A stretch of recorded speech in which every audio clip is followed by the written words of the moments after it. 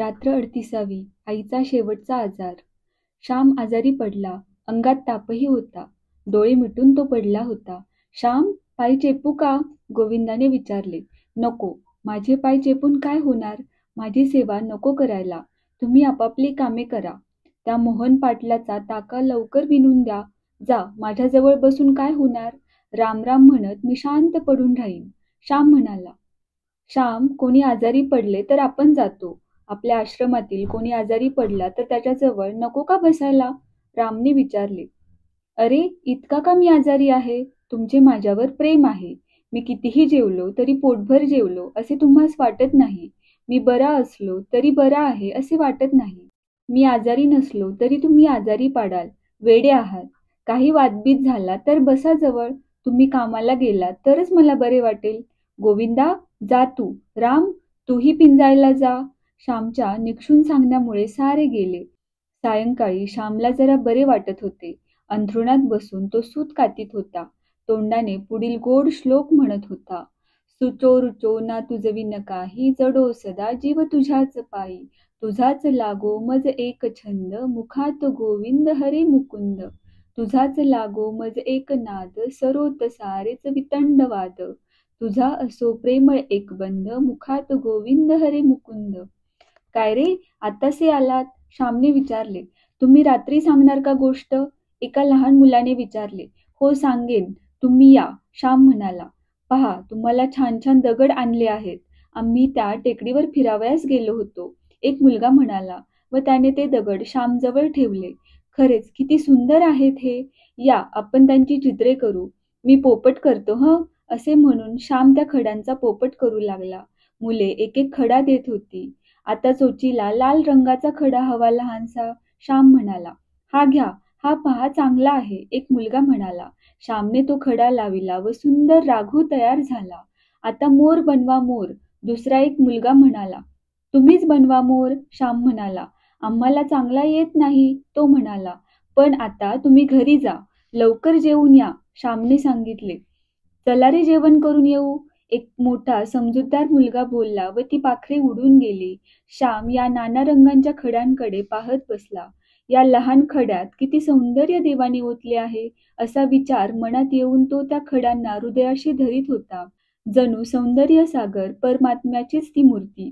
भक्ताला जिकडे तिकडे ईश्वराच्या मूर्ती दिसतात याचा अल्प अनुभव त्याला येत होता. एक प्रकारची कोमलता त्याच्या मुखावर शोभत होती. गोविंदा, राम, नामदेव सारे त्याच्या जवळ आले. श्याम, काय आहे तुझ्या हातात? फूल का? रामने विचारले. अरे, फुलाला माझे मलिन व पापी हात मी कधी लावतो का? मी दुरूनच त्याला हात जोडीत असतो, श्याम म्हणाला. मग काय आहे हातात? नामदेवाने विचारले. देवाच्या मूर्ती, श्याम म्हणाला. तुमची गणपतीची मूर्ती तर तुम्ही देऊन टाकली ना बाबूला? भिकाने विचारले. हो, पण माझ्याजवळ कितीतरी मूर्ती आहेत, श्याम म्हणाला. पाहू दे कसली आहे. असे म्हणून गोविंदाने श्यामचे हात धरले व मूठ उघडली. त्या मुठीतून माणिक मोती बाहेर पडले. हे माझे हिरे, हे माझे देव. लोक म्हणतात समुद्राच्या तळाशी मोती असतात व पृथ्वीच्या पोटात हिरे असतात.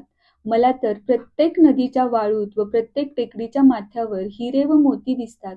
पहा, रंग कसे आहेत. असे म्हणून श्याम दाखवू लागला. श्याम, आज बोलणार ना तू? रामने विचारले. हो, त्या मुलांना मी सांगितले आहे जेवून या म्हणून. त्यांनीच हे सुंदर खडे आणून दिले. त्यांनीच हा आनंद दिला व उत्साह. मी आता 2 तास सुद्धा बोलेन. प्रार्थनेची वेळ झाली असेल ना? श्यामने विचारले. प्रार्थनेची वेळ झाली होती. श्याम अंगावर पांघरून घेऊन बसला होता. प्रार्थना झाल्यावर तो बोलू लागला. जप्तीच्या वेळी आमची दुर्वाची आजी घरी नव्हती. ती कुठे गावाला गेली होती. ती परत आली. आई त्या दिवसापासून अंथरुणालाच खिळली. तिच्या अंगात ताप असे, तो निघत असे. सुश्रुषा तरी कोण करणार? आजीला होईल तेवढे आजी करीत असे. राधाताई मधून मधून येत व आईला कधी मुरावळा वगैरे आणून देत, कधी पित्ताची मात्रा आल्याच्या रसात देत. जानकी वहिनी, नमू मावशी वगैरे येत असत. परंतु घरात आता काम कोण करणार? शेजारच्या शरदला न्हाऊ कोण घालणार? आई जे 2 रुपये मिळवीत होती ते आता बंद झाले. वडील आले म्हणजे दुर्वाची आजी रागाने चरफडे, बडबडे.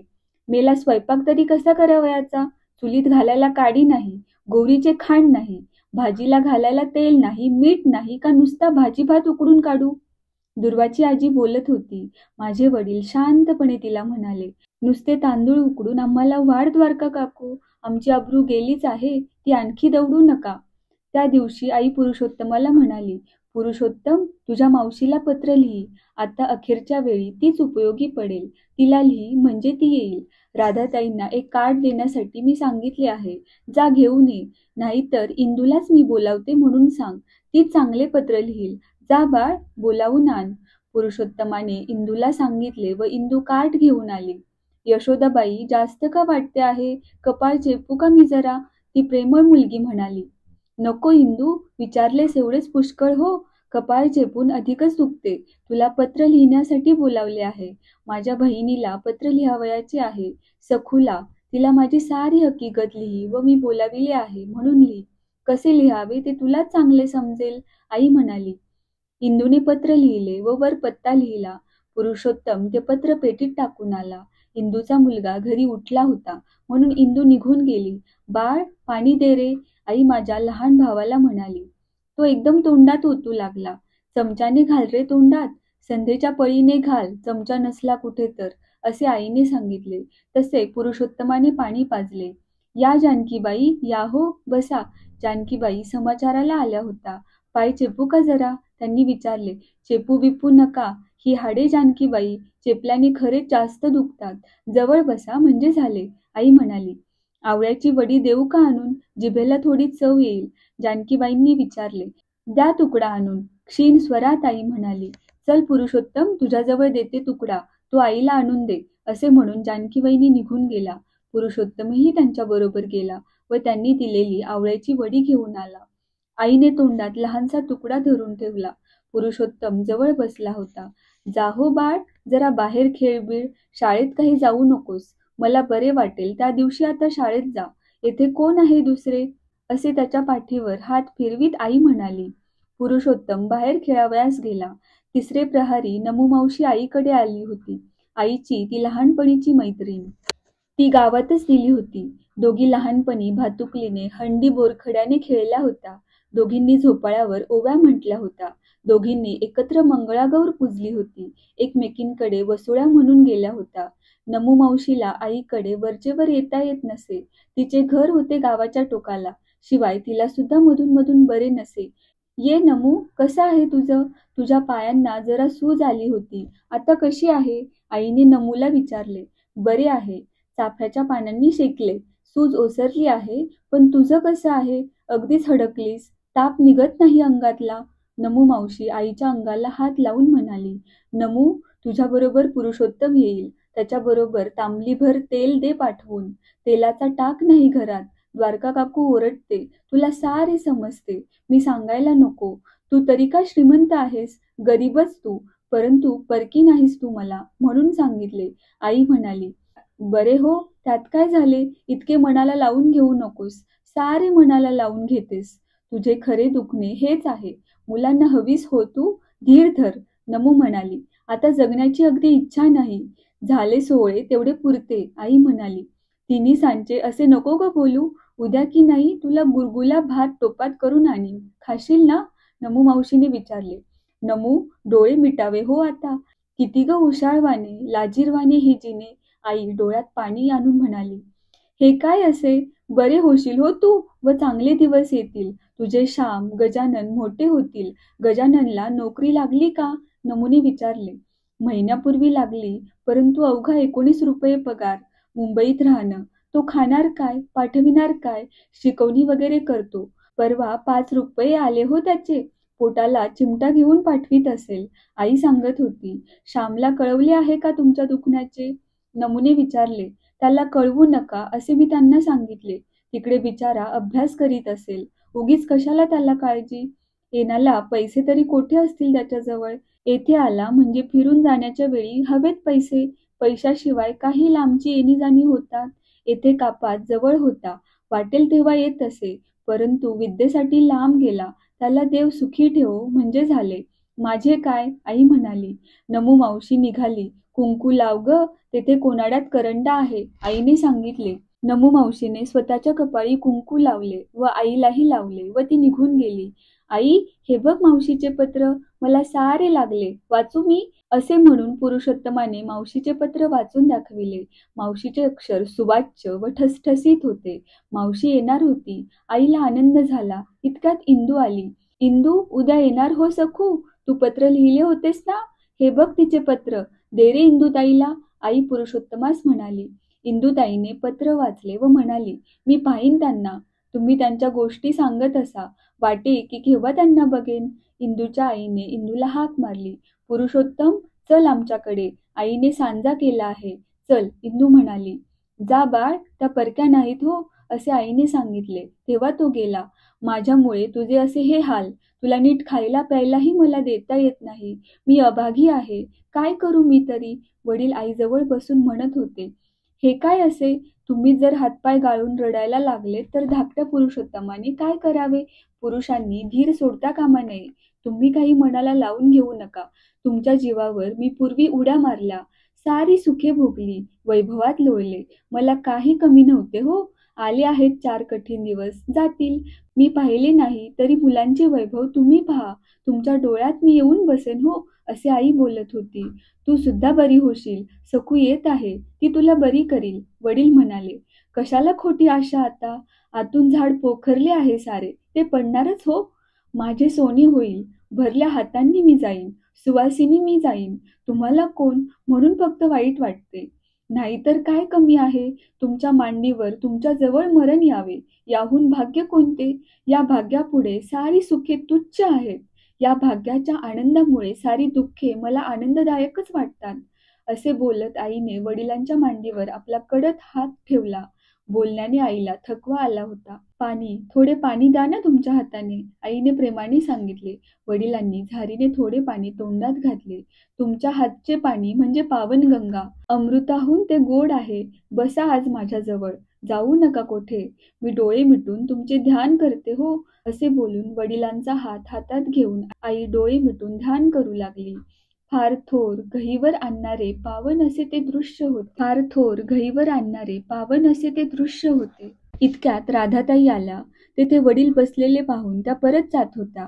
या इंदूची आई, या, म्हणून विनयशील वडील बाहेर उठून गेले. राधाताई आईजवळ बसल्या.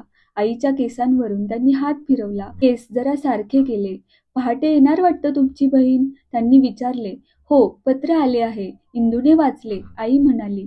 तिनेच सांगितले. बरे होईल. प्रेमाचे माणूस जवळ असले म्हणजे बरे वाटते, राधाताई म्हणाल्या. सारी प्रेमाचीच माणसे आहेत. ते जवळ आहेत. तुमचा शेजार आहे. आणखी काय पाहिजे? आई म्हणाली. थोडा वेळ बसून राधाताई निघून गेला. मावशी पहाटे येणार होती. पुरुषोत्तम किती लवकर उठला होता. तो सारखा गाड्यांचा आवाज ऐकत होता. बोटीची माणसे घेऊन येणाऱ्या बैलगाड्या पहाटेच्या सुमारास पालगडाला येत. जरा कवाडीशी गाडी थांबली असे वाटताच पुरुषोत्तम धावत जाई व पायी, परंतु गाडी पुढे निघून जाई. शेवटी एक गाडी आमच्या बेड्याशी थांबली. आपल्याच बेड्याशी थांबली रे, आजी म्हणाली. दुर्वाची आजी पोतेरे घालीत होती. पुरुषोत्तम धावत गेला. वडीलही पुढे गेले. होय, मावशीच आली होती. पुरुषोत्तम करंडी घेऊन आला. वडील ट्रंक घेऊन आले. मावशी वळकटी घेऊन आली होती. भाडे घेऊन गाडीवान निघून गेला. आई, मावशी आली ना? ही बघ, खरेच आली, आईला हलवून पुरुषोत्तम म्हणाला. पहाटेच्या वेळेला आईला स्वप्न पडत होते.